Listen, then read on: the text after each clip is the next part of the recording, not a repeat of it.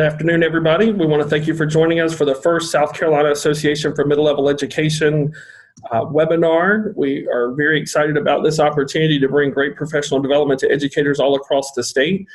My name is Dr. David McDonald. I serve as Assistant Superintendent for Middle Schools in Greenville County and am very proud to serve as Treasurer for the SCAMLE.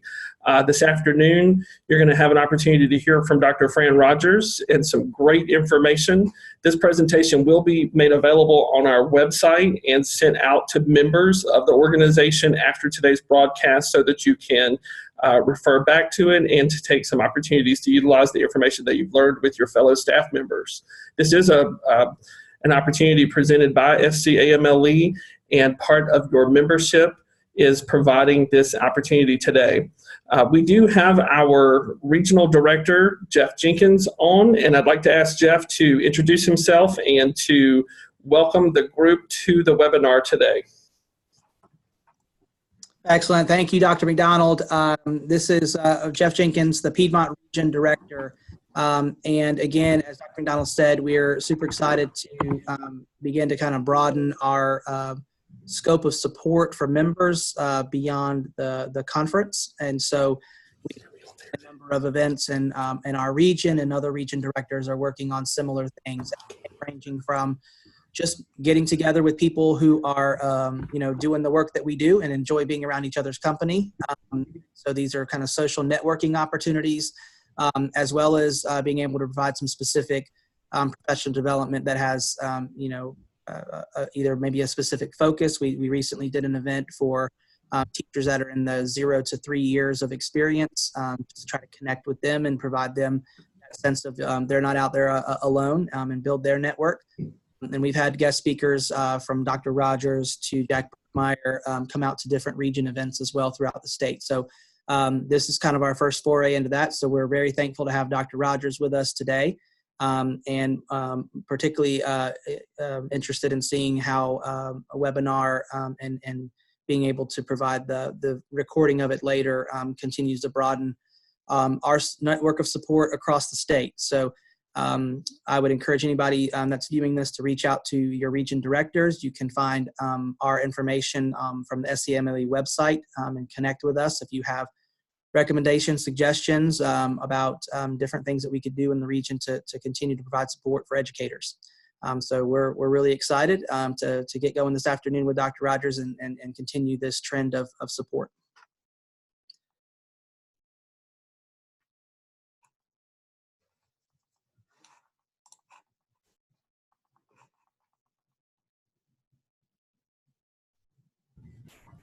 Thank you, Jeff, and thank you for your leadership to SCAMLE. At this time, we'll turn it over to Dr. Rogers, and there will be an opportunity at the end of the webinar to ask questions. So we would ask that you hold those until the end, and I look forward to some great information. So thank you, Dr. Rogers, for being with us.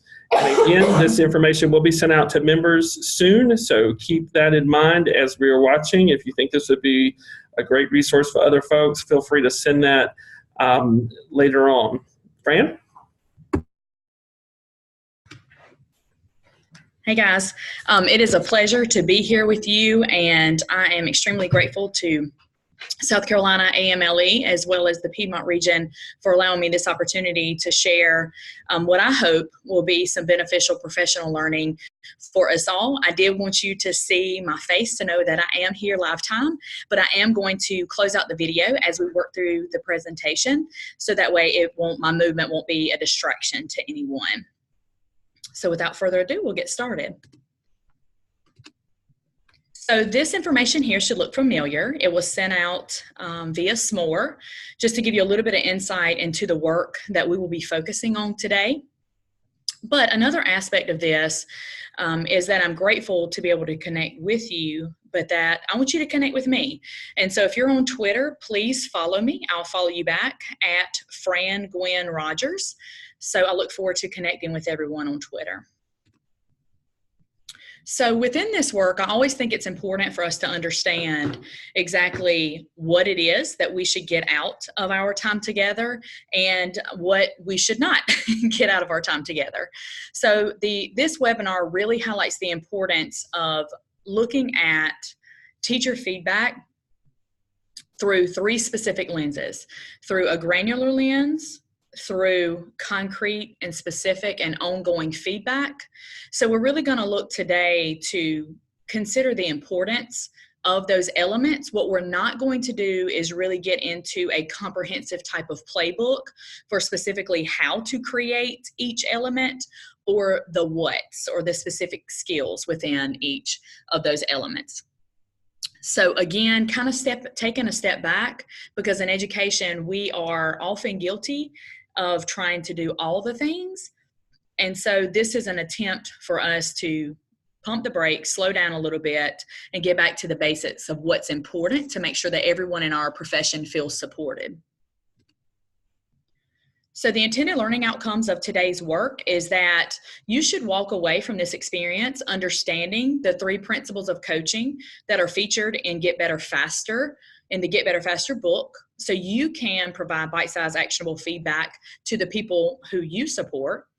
And then also connect these 3 principles to your current work, regardless of the scope and sequence of that work. We are all leaders in our own rights. And so thinking about whether you are an administrator, whether you are an instructional coach, whether you are a teacher leader, whether you are a peer teacher, we all can think through these lenses to provide support to the people we serve.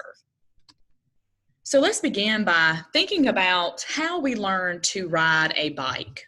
So just think about that for just a moment. Go way back to when you first learned how to ride a bicycle. So now that you have this experience in your mind, think about, how did you learn to ride? How long did it take you to learn to ride? And how many accidents did you have along the way? So you probably learned to ride a bike in steps. Mount the bike, try that. Place your hands on the handlebars, try that. Attempt to use the pedals, try that.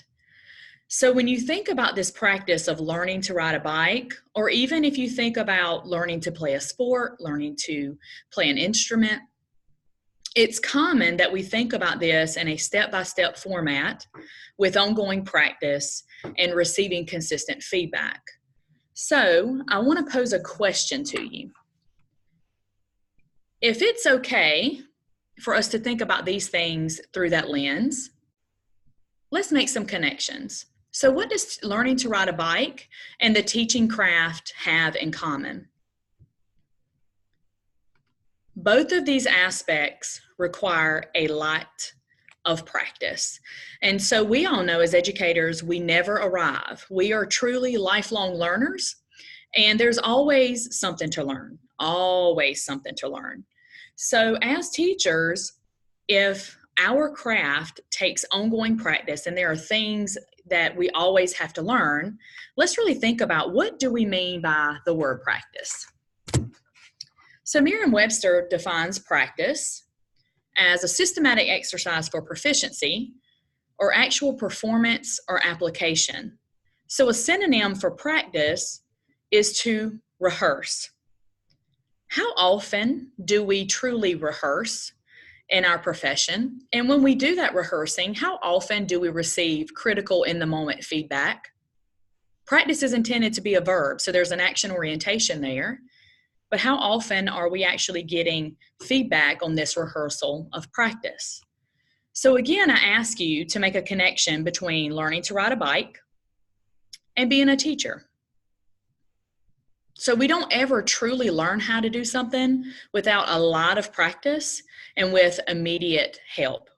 I'm sure most of us learned to ride a bike with an adult present because they didn't want us to fall and they wanted us to get that bite-sized, ongoing feedback.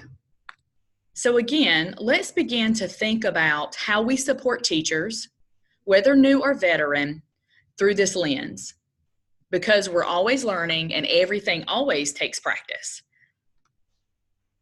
So now that we've made that connection, I know what you're thinking. You're thinking, sure, there are a lot of things that we can do to generate more practice and support for our teachers, but what about our manpower and our resources? So as you can see along the way, there are many paths And the shift key there indicates that shift can happen. And so it really depends on your perspective. So we can really take things that are already in place. If you say that manpower and resources present challenges when we think about this notion of ongoing support and practice with ongoing feedback, then there are some shifts that you can make to existing allocations. So you might just need to think about, okay, we have teacher support program already in place. What tweaks can we make in that as it pertains to allocations of funding or allocations of our time?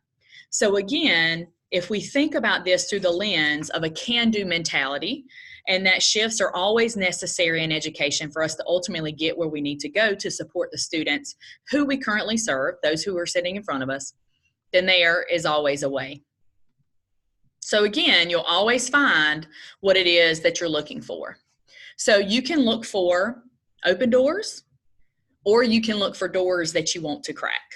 So in my belief system, there are no closed doors. You have to find a way to open the door.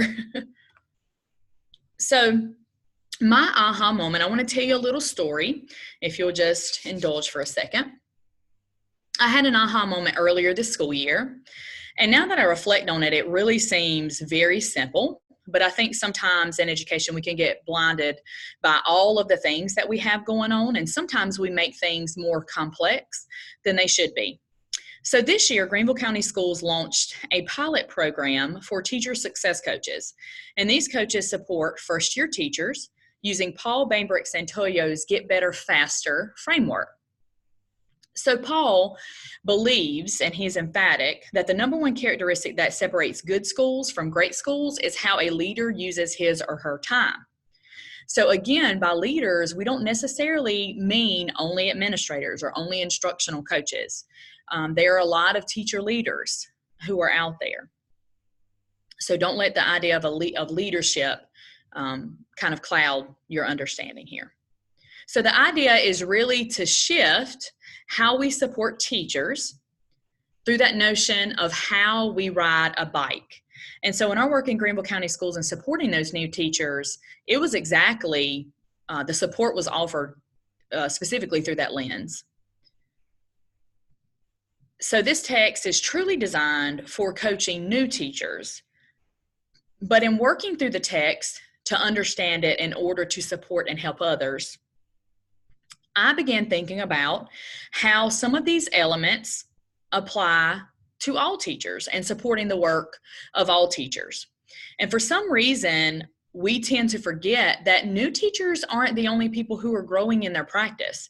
That veteran teachers, they also want to grow and be stretched in their practice. Hence, the reason why I landed on the 3 principles that are emphasized in this text to really support and hone the skill set of all teachers. It really has a place. So on the screen, I have 3 statements that were actually, I heard firsthand. Teachers gave me this information and shared their sentiments with me. So the first one is, I feel like everyone is dumping on me. It's too much at once. The second one is, I receive feedback about what I need to change, but no one shows me how to do it. And the third one is, I'm told what to do, but not how to do it. Furthermore, there's no follow-up. So through these 3 comments, in addition to our work in Greenville County Schools with the Teacher Success Coach program and Get Better Faster, I had an epiphany of sorts that all 3 coaching principles lend themselves to these statements. So the areas in which teachers were feeling unsupported, these 3 principles of coaching can support just that. So if you think about the first statement of, I feel like everyone is dumping on me, it's too much at once. Principle 1 is go granular. So meaning go very small, go bite-sized, concrete. The second statement was, I receive feedback about what I need to change, but no one shows me how to do it. That's principle 2, where you actually support the teacher in planning, practicing, and then you follow up on that practice, and then you repeat that practice in addition to layering on another skill. And then the third comment was, I'm told what to do, but not how to do it. Furthermore, there's no follow-up. So make feedback more frequent, or principle 3, is about supporting teachers live time in the moment, so that way they are getting that immediate feedback, so that way you can follow up on that immediate feedback. So again, in making those connections to statements that teachers had actually spoken to me, along with the work of the Teacher Success Coach program, I realized that there is a desire that teachers truly want these 3 principles of coaching to be implemented in order to support their practice and the honing of their skill set. As you can see on the screen, I do have a disclaimer icon there, and that is, again, just to let you know that if you are not an administrator or you are not an instructional coach, this does not mean that this work cannot work for you, because we are always, as educators and working professionals, coaching and supporting each other and getting better. So these are aspects that you can use in a variety of ways. So as instructional leaders, our purpose isn't to evaluate teachers. Now, do we have a teacher evaluation system in place? Yes, we absolutely do. But as instructional leaders, our primary role is to develop teachers. And so these 3 core coaching principles will allow you to do just that, to develop. So let's dig a little deeper into the actual 3 coaching principles. So the first is go granular. So within go granular, it's the notion that teachers get lasting growth from working on 1 to 2 skills at a time, so very small and bite-sized, and really polishing those skills down to very small details. The second coaching principle is plan, practice, follow up, repeat. So this cycle is what really helps the teacher plan what's going to happen and then get practice on that. And so you are guiding the teacher in his or her practice in that moment. And then you are following up and repeating on this practice with the next piece of feedback. And then the third aspect is making feedback more frequent. So this part of the cycle really helps the teachers to think about how we implement a piece of feedback. So giving practice and then repeating that again with the next piece of impact of feedback. And so within this aspect, the part that probably stuck out to me the most was that it's live time feedback that truly makes a difference.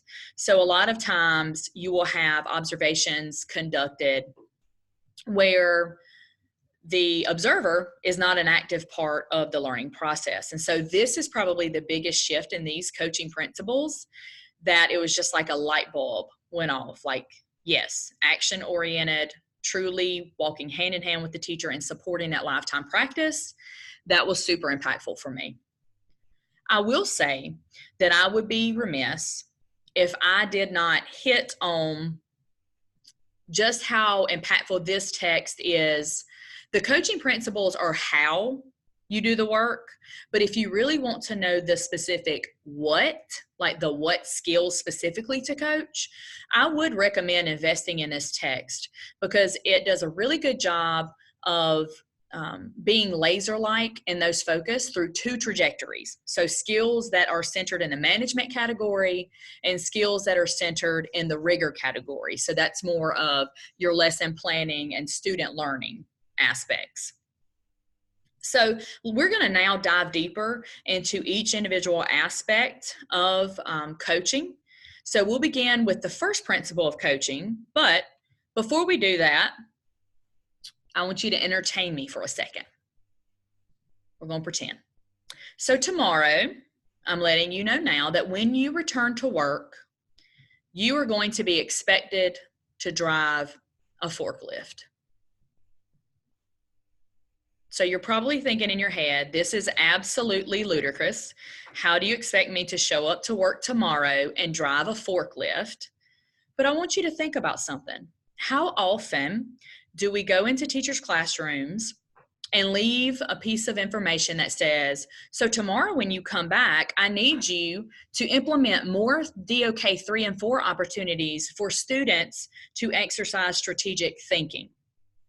So that is the forklift in essence. So tomorrow, I want you to show up and drive a forklift, or tomorrow, I want you to show up and implement all DOK 3 and 4 opportunities for students.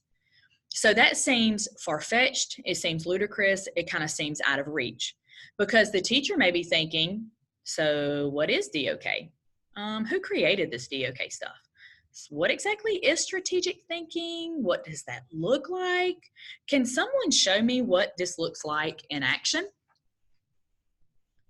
This is why the concept of going granular is so important. So going granular focuses on the difference in teaching holistically and learning to teach. So it's really this idea, the teaching is the finished product of a cake. And learning to teach includes all of the aspects it takes to get the cake. In education, we often start with the cake. We need the finished product. This is what we're asking you to do.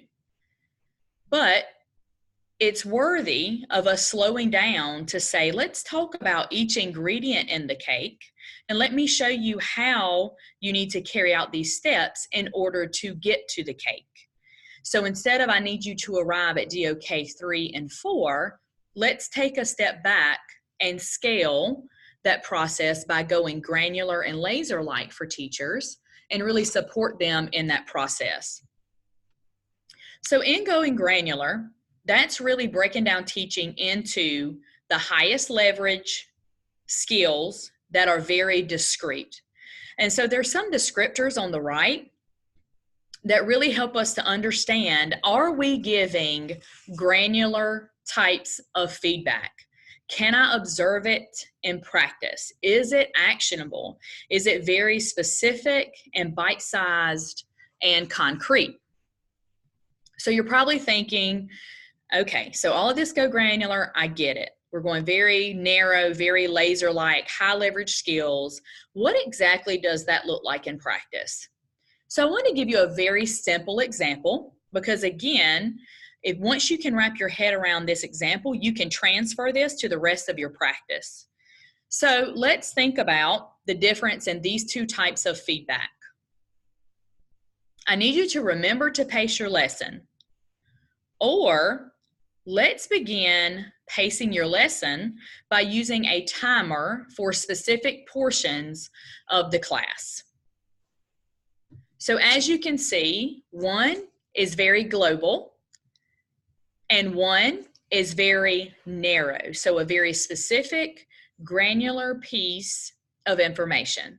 So using a timer is a very granular, actionable piece, concrete, that you can see in action, as opposed to a global, holistic, let's remember to pace your lesson.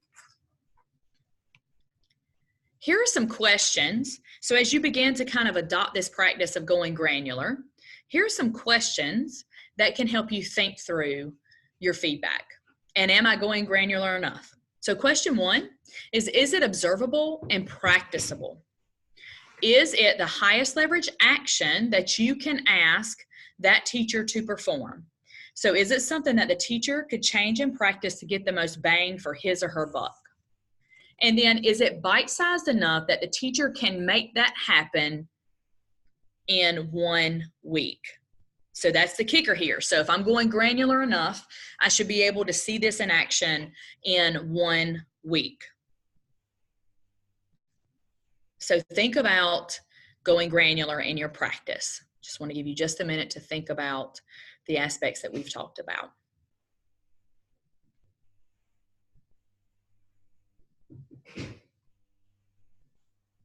So now that we have an understanding that we need to shift our feedback from very wide and global to very narrow and laser-like in focus, let's move on to talk a little bit about the second principle of coaching. But before we do that, I have another scenario I want you to entertain. So next week, we're pretending again. Next week, you're expected to deliver a very important public speech regarding the state of education at your school. However, there is one caveat. You are not allowed to plan for this speech, and you are not allowed to practice this speech. If you are anything like me, that invoked sheer panic to think about not being able to plan and practice something. So when we think about teaching, we have to think about how we plan for experiences to come to life for students and how we practice those so that when the rubber meets the road, we are truly prepared for learning to happen in our classrooms. Because as educators, we have to know that impact, as John Hattie says. So hence the reason why the second principle is critically important. This principle is plan, practice, follow up, and repeat. So really, in this aspect, you have to plan before you practice, and then you have to practice before you teach. You cannot go rogue. You have to be prepared and walk things out. So the concept here is really like developing almost a muscle memory of what things feel like when they happen. And so for teachers, this can really look a variety of different ways. So this pertains to any skill that you're going to practice outside of the classroom so that you can put it to work inside of the classroom. For example, if you have a teacher who you're working with them specifically on transitional times and really trying to maximize the time of the lesson, and you want to work with them on how do I distribute papers to students, you would live time plan for that to happen with that teacher, and you would have that teacher literally practice those motions during your time together so they can develop a type of muscle memory. Now, if you're a veteran teacher, you may be thinking, okay, well, it's silly for me to practice handing out things. But think about any of the other new skill sets that we have to learn as veteran educators. How beneficial would it be, or would it have been, to be able to practice those live time before you actually had to implement that process? So within this step, you identify perfect. So in the ideal, what does that look like? And so when we think about in the land of, teaching students, land of learning, that's more of like your success criteria. So in the land of perfect, what does this look like? And then I am going to plan to meet that perfect experience. So for some teachers, this may look like a written script. For others, it might be a verbal conversation where you walk out those steps. You plan for that. And then in practice, you take it live in the literal sense. So just like we talked about with the aspect of handing out the papers. And then lastly, you follow up and repeat. So meaning that you are going to observe for implementation and flawless performance. So this might be a step that you have to stick at for a while, because a lot of times, as we know, we may implement something and it's not flawless, and we need to go back to the drawing board, and we might need to plan and practice that and do that step again. So hence the importance of follow up and repeat. So what does this aspect look like in practice? So let's go back to our very simple example of using a timer. Let's look at the first two elements. So you're going to plan specific timestamps for each part of the lesson. But more importantly, you're going to support the teacher in understanding when that amount of time elapses, how do I move forward? What do I do? So the teacher does not freeze in that moment. And then how do I cut out certain parts of the lesson without falling behind? Again, that's a skill set that has to be developed over time. And I do understand this is a very simple example. But again, once we understand the process, we can transfer this. So I've now intentionally planned for those things, and I'm prepared on what to do when my time is gone before I'm finished, as well as how do I cut out certain parts of the lesson. Next, I'm actually going to practice the portion of the lesson where I'm using a timer.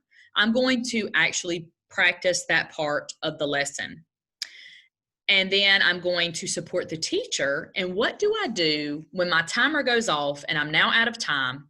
How do I move on when I am not finished? Because those are the aspects that really cause a lot of grief, especially when you're thinking about pacing and transitions. Just like before, there are several questions that we can consider that will really help us with the plan, practice, follow up, and repeat.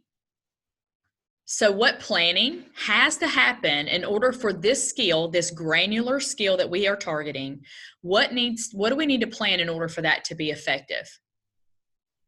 Secondly, what is the most important part of the practice where that teacher will probably struggle?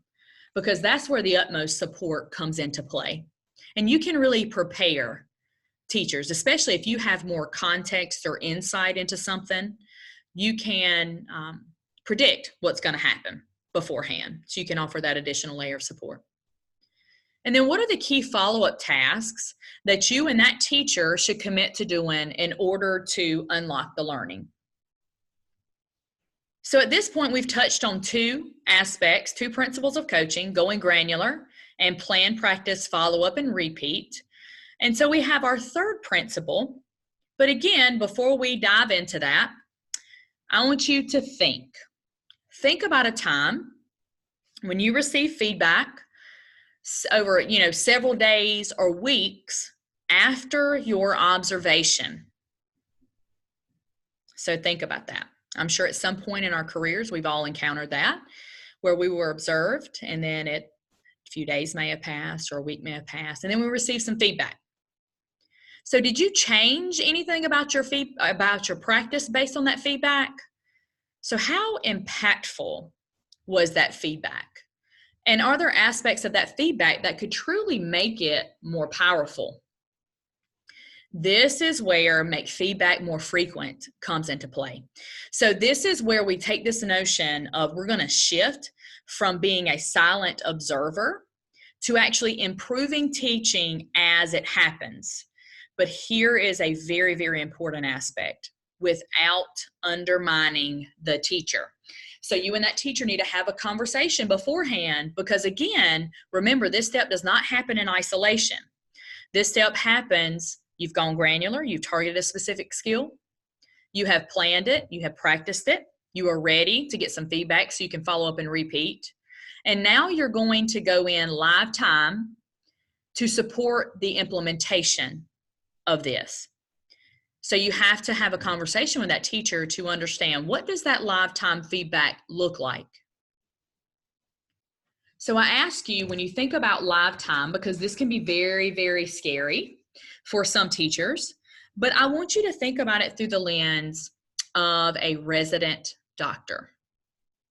So resident doctors have the benefit of having an attending physician right beside them to give live time in the moment coaching as they are doing their business, right? So what is it about teaching where this practice has been made so taboo? I feel as educators, we deserve this right as well to receive lifetime in the moment coaching to improve our practice so we don't fall victim to it being weeks and weeks before we've received feedback on an observation. However, one important aspect remains, and that is creating a culture where everybody understands that real-time feedback is just a part of the way that we do business. So again, if you don't have a culture for that, you can't just go into classrooms, whether you're an administrator, instructional coach, or teacher leader, or peer teacher, mentor teacher. You can't just push into classrooms to give real-time feedback without having developed that partnership with the teacher and without really working together to identify the granular aspect along with planning that, practicing that. But just like before, let's examine what this looks like in action using our same example of using a timer. So again, remember at this time, we have already gone granular. We have planned that. We have practiced that. We are following up and repeating that. But when we get into that classroom for live time feedback, here are two things that the teacher and I, hypothetically, have decided to work on. So we have decided a non-invasive, nonverbal cue is going to be, I'm going to point at my watch when it is time for the lesson to move on. We have also decided that I'm going to give a hand signal of how many minutes are remaining in order for a certain activity to stay on track. But again, we've had a conversation, and this is a partnership. So here's some questions that help us to make feedback more frequent. Let's think about what specific teaching skill is targeted. What cues may be necessary to target this skill in real time? And how will these cues be delivered? Some people may want more invasive types of cues, whereas others may want least invasive. Like in our example, we pointed to our watch, but then others, you may have a whiteboard available. Some teachers may prefer for you to step in and model in the moment, but those are all conversations that you should have beforehand. And then how would the teacher respond to the cue? So talk about the expectation of, we've decided I'm going to point at my watch when it's time to move forward, but what is going to be your response to this cue? So now that we've talked about all three principles of coaching, let's circle back. We began by considering how we learn to ride a bicycle. So think about this for just a moment. I want to give you just a quiet, reflective minute to think about how you learn to ride a bike and how each of these three principles showed up during that process.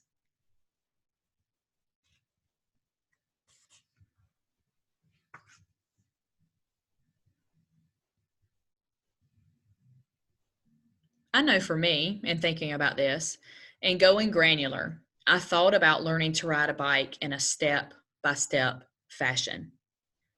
I also thought about how I had conversations with my parents about what this might look like. So that was the planning conversation. And then I had an opportunity to actually practice it, to get on the bike, to see, are my hands positioned on the handlebars correctly? Do I even know how to pedal it? I got to practice those things. And then I received feedback live time in that moment. So then we could follow up on my learning to ride a bike. And then we could repeat one skill on top of another skill that I had learned. So once I learned to mount the bike, then I learned how to pedal the bike, so on and so forth. While we've talked about these three aspects, it's important that I note that there are some other coaching programs that are out there. I want you to understand that Get Better Faster, that framework works within these other models. So I don't want you to see it as something that's competing, something that is separate from. Now, again, you have to have a good handle on these other models and frameworks so that you can truly begin to see how these coaching principles fit within those models. But I don't want you to think if you have a certain framework in place that you have to completely abandon these frameworks, that these three coaching principles, they can fit nicely or situate into other models that are out there. But again, I always urge folks to identify one model and get it off the ground and get good at that model before you look at trying to blend a bunch of different models. So again, just wanted to take a minute to make sure that we understand that it is not a competitor to other coaching programs. So before we wrap up, I want to call you to action. I want you to really think about how can you integrate these three coaching principles into your practice, and which element can you commit to within the next week? And again, this needs to be specific to your role. So if you're an administrator, the context that you have looks different from that of an instructional coach. And then that of an instructional coach looks different from that of a teacher or a mentor. So how can you integrate, go granular, plan, practice, follow up, repeat, and make feedback more frequent?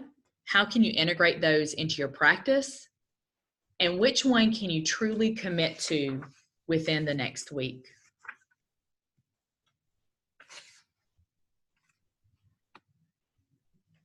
Quick recap. I hope you felt that during our time together that we have focused on these three aspects. Again, not going to go in detail here, but just making sure that we understand that this has really been our focus in order to support teachers to the utmost level. And that we feel like we've really accomplished our learning outcomes of understanding that we have an understanding of the three principles of coaching so that we can provide bite-sized actionable feedback, but that we can also connect the three principles of coaching and get better faster. We can connect that to our current work. While we're within this vein of coaching, I urge you to check out the November edition of Educational Leadership. This month's entire magazine is devoted to a culture of coaching.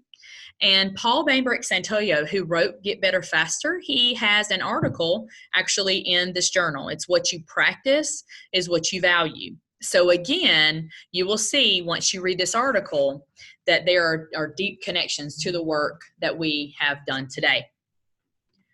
And lastly, just a few other things to remember.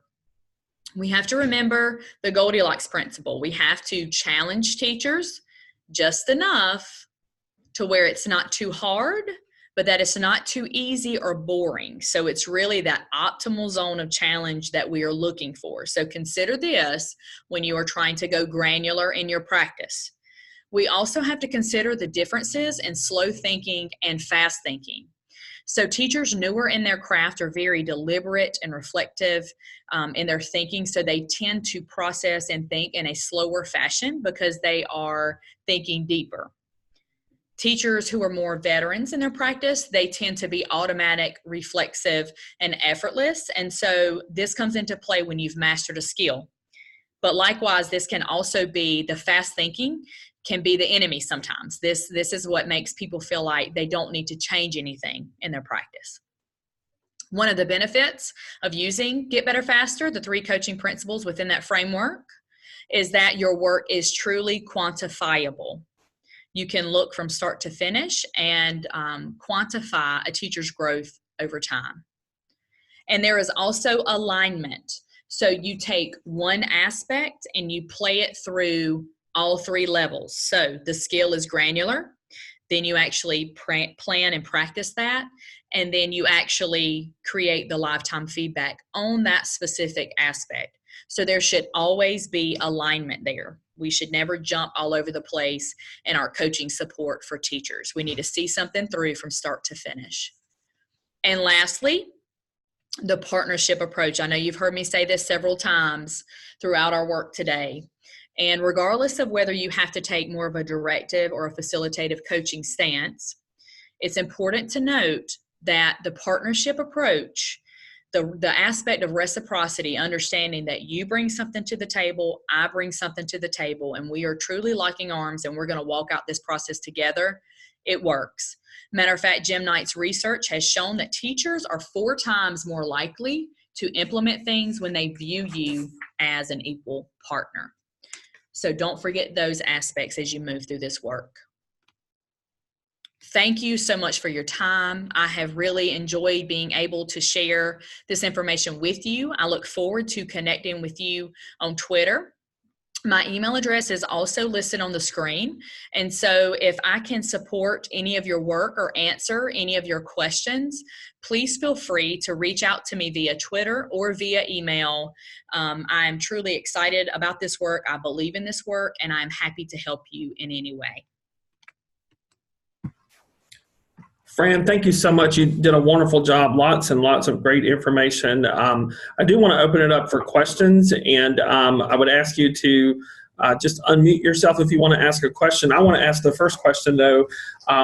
We have the opportunity to work together on lots and lots of projects, and one thing that I think is always important is how do I get a teacher on my staff who doesn't see themselves as that leader to take advantage of this? Because I love what you said about all teachers want to be coached. Everybody wants feedback. Everybody wants to know that they're doing a great job, and everybody can grow and should grow.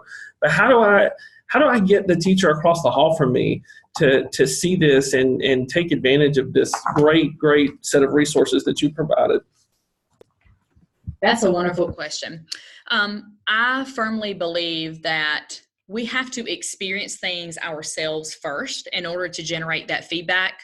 And so I think as that teacher, you should experience that process first. So you should ask someone to come into your classroom, or whether it's you're an administrator, instructional coach, come into that process and really give you some lifetime feedback. So then once you've experienced that, people want to know that you've been where they're going. So experience that first. I think the other aspect of that is harnessing the power of video reflection and watching videos and reflecting on that process in a strengths-based approach. So identifying what it is that we're doing well, but then understanding that we always have room to grow. And if you are vulnerable, it encourages other people to be vulnerable. And again, there's a lot of things that you could do step by step, but I really think that if you have been where you're asking that person to go, that experience goes a long way. And then if you can harness the power of video reflection to start to initiate that process, then that's always a good place to begin.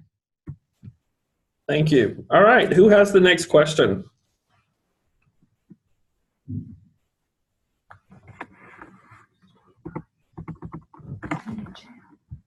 I think there's someone in our chat. Oh, I'm not seeing it. I think the chat is coming to you. Fran, do you want to answer that question that someone may have sent you?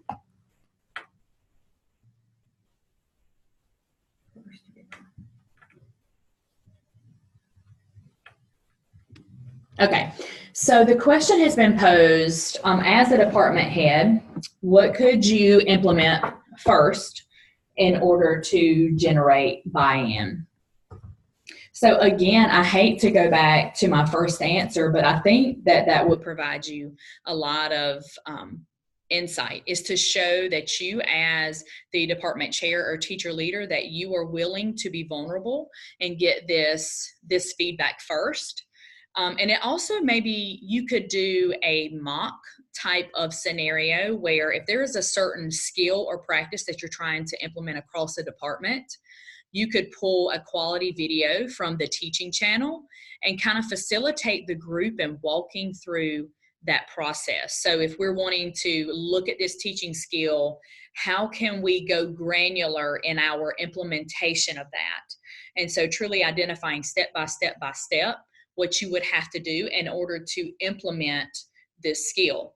So if it has to do with analyzing primary sources or using evidence to substantiate claims, what could we do to get very laser-like, step by step, to implement this process?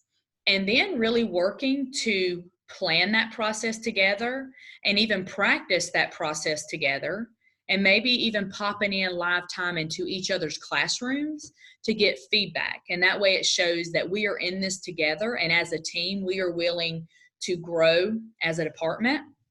But I think taking that hypothetical route could prove extremely beneficial. And that way you're not just sitting back waiting for the first person to volunteer.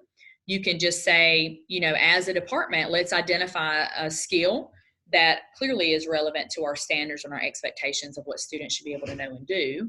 But then also, let's map this piece out together. So in mapping that out together, that could go a long way. Dr. Rogers, so my current role is of principal in a building, and I was attracted to this idea that you were sharing about getting more granular to try to give really specific and actionable feedback.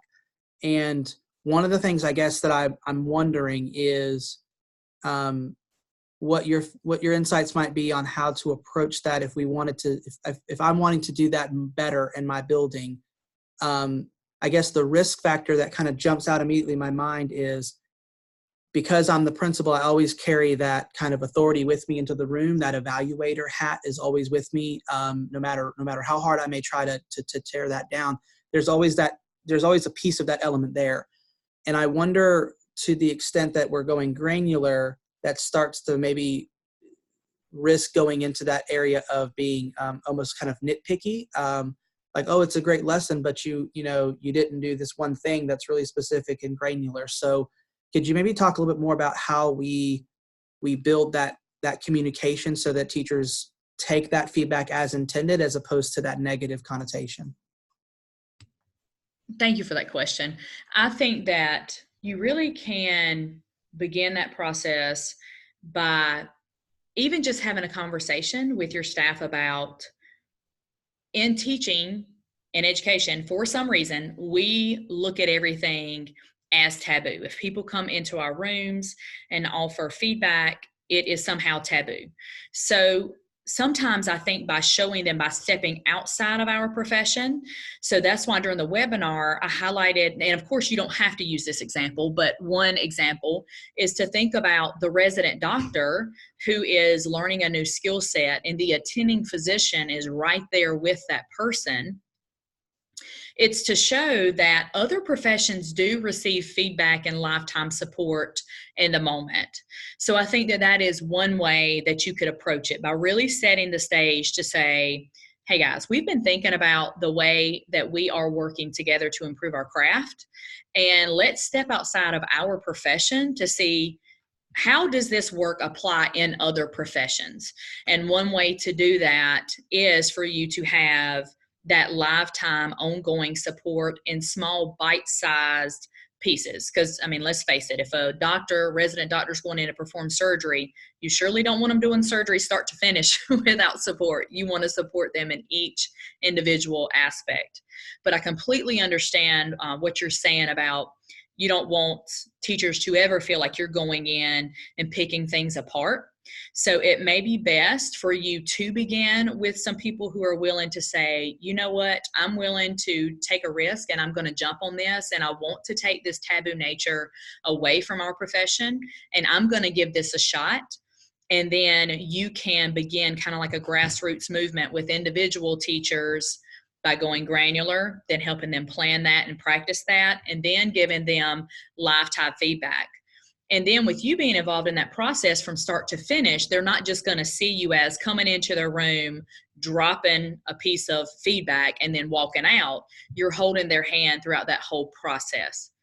And then the last realistic piece of advice I'd have for that is you could think about creating some maybe teaching learning groups, like peer walks and observations. So back to the gentleman who had the question about the departmental stance. You could have a department to really do some lesson observations on different teachers within that department as they begin to implement that work together. So that way everyone in the department is getting granular feedback. Everybody gets an opportunity to plan and practice, and everybody gets lifetime in the moment feedback and support. So those would be some recommendations I feel like could get you a good start.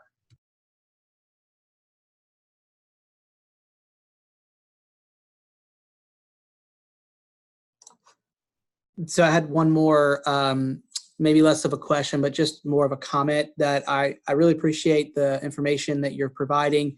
I was thinking of several groups, myself included, as you were talking through your presentation, but in particular, I was thinking about those folks that serve as mentors in buildings, because I know that they have some real specific requirements around their need to go in and do observations and give feedback to budding teachers in early career. So I think this is just really good. And I just wanted to say thank you for giving a good tool to kind of go back with that group that has, a specific charge of feedback, so that I can share some information with them that may help them in giving good quality feedback to our staff.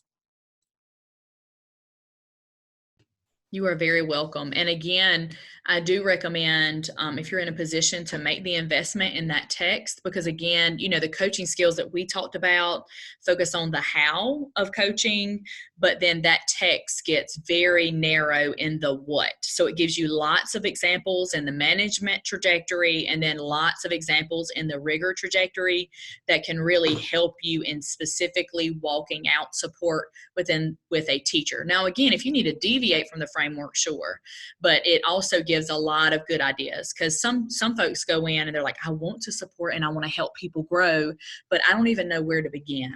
And so this is a good starting point, a good launching pad for that. Are there any other questions that we can get Dr. Rogers to weigh in on this afternoon? Dr. Rogers. Yes. Okay, I just wanted to make sure you could hear me. I'm driving. I'm April Reese. I'm at Sevier Middle School.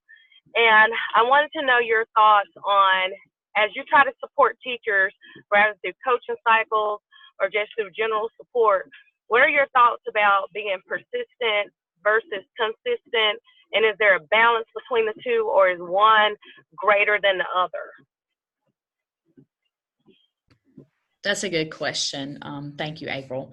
So when you think about this notion of persistent versus consistent, I would certainly say I would be more of an advocate for consistent, because that leads to, you know, you say what you mean and you mean what you say, and you walk the talk, right? You're not just saying that you're going to do things, but that you're actually being consistent and following up on that. And I think that when teachers see you being consistent in that practice, and it's like, hey, I'm putting in the work, I want to learn and grow together. And again, even if you have some teachers who are reluctant to that, they can see that you are making that investment because you are being consistent and you are walking the talk and you are saying what you mean and you're following through with that. And so I think that goes a long way, by you truly showing up and doing the work and saying, I'm willing to roll up my sleeves just like you, because at the end of the day, we're all here for kids, right?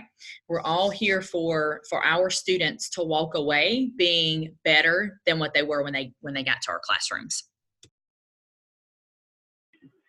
Thank you. You're welcome. All right, that is the end of our hour, and we certainly want to thank everyone for being with us today and being a part of this launch webinar. We certainly will invite Dr. Rogers back anytime she wants to come to share information. Don't forget that we want to remind everybody of the South Carolina Association for Middle Level Education annual conference coming up February 28th, 29th, and March 1st in Myrtle Beach, South Carolina. If you've not yet registered, be sure that you go onto our website, www.scamle.org, and register today. We want to have a great attendance there. Last year were able to set some new records, and we're looking forward to doing the same again this year and hope that everyone will be able to join us.